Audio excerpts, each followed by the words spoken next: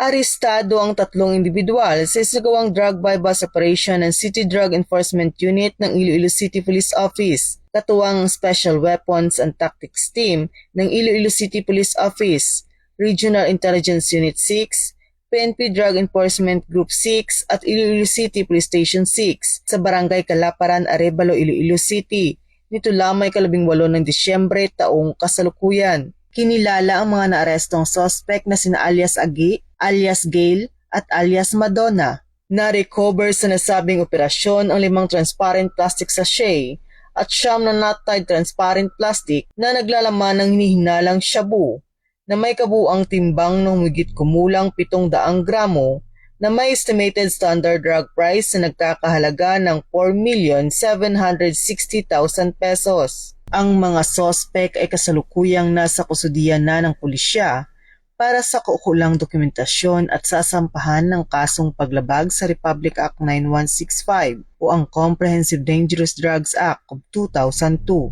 Patuloy ang pagsisikap ng mga kapulisan na labanan ng iligal na droga upang mapanatili ang kapayapaan at kaayusan sa buong rehiyon ng Western Visayas. Mula dito sa Police Regional Office 6, ako ang inyong Police News Network Correspondent, Patrolwoman Charmaine Balunsat, alagad ng batas, tagataguyod ng Balitang Pulis.